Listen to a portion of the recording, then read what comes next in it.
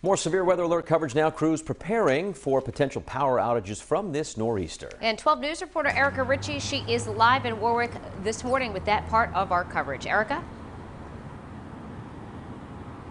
Well, guys, good morning to you. You know, it was 4 years ago today, actually, that another powerful late fall storm hit southern New England here, knocking out power to about 150,000 National Grid customers. And here we are again, staring down another late fall storm, this time a nor'easter. But crews are in place. Take a look right behind me here, the Crown Plaza. You can see all those National Grid trucks staging in the parking lot over there for the storm that is expected to bear down on us tonight into tomorrow. We spent the day yesterday speaking with National Grid, and the spokesperson made a comparison between 4 years ago and today, this time not looking as favorable for us. Take a listen. Very similar conditions, a lot of rain, very strong winds. That was a bit of a quick mover. That concerns with this storm that we've got coming in tomorrow is that it's really looking like it's a slow mover right now, so that could present some challenges.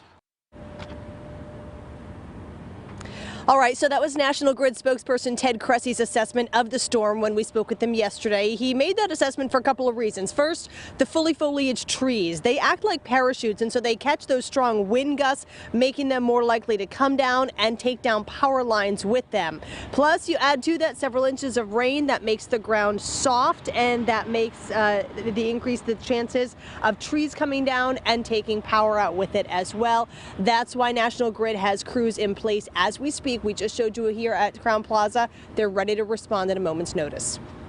I think by tomorrow morning we'll have over 2,000 field personnel across New England ready to respond.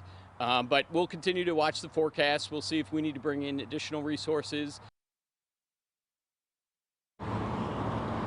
All right, so we've been keeping an eye on the Crown Plaza parking lot here to see more trucks rolling in throughout the morning. Right now we're in a lull with the weather, but it is expected to get worse. Our meteorologists have been telling us that the biggest impact is going to be along the coastline here in southern Rhode Island and also in southeastern Massachusetts. So we checked in with Eversource, who handles power outages for Bristol County. They say they too have several crews that are staged and ready to go to respond to those hardest hit areas when they become impacted by this nor'easter.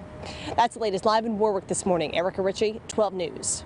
All right, now the latest on this severe weather alert. As we did mention, the possibility of power outages, already some down lines out there this morning, as Melissa just mentioned, and we're expecting the winds to get pretty gusty later in the day. 12 News reporter Erica Ricci live in Warwick this morning with how utility companies are getting ready so you don't lose your lights. Well, Pat, Danielle, good morning. Good morning to you at home. You can take a look over my shoulder and you can see that, in fact, the National Grid crews are ready. They are staging in the parking lot of the Crown Plaza here in Warwick, ready to respond at a moment's notice as the storm is expected to intensify throughout the day today and into early tomorrow morning. Now, we're told this is expected to be a slow-moving storm, and that's going to pose some challenges and problems of its own, because that means that more rain has the potential to be dumped on our area and strong winds could linger. Both of those things wear down and ultimately oftentimes take down trees onto power lines, and that's why the response needs to be swift by National Grid, and that's why they're in place now, and we're told that more are on their way. National Grid spokesperson Ted Kresse says he expects about 2,000 crews to be in our area ready to be deployed by this morning. You know, anytime you've got winds that are over 50 miles per hour, and then you've got a long enduring amount of rainfall, 3 to 5 inches, multi-day restoration could be in play, absolutely.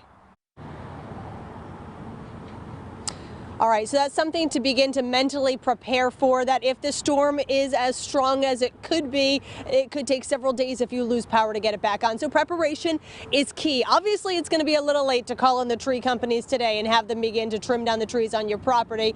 But what you can do, according to National Grid, is go ahead and secure or bring in any loose items that might be outside. So if you haven't taken in your patio furniture yet, or even some of those inflatables or pumpkins that you have out for your Halloween decorations, bring them into the garage or secure them outside so they don't become projectiles with the wind. Also, make sure that you've got plenty of food, non-perishable items, that you've got batteries in case you lose power, and go ahead and charge your phones today in case the power goes out. You have that source of connection with you to check on those outages and any updates as well.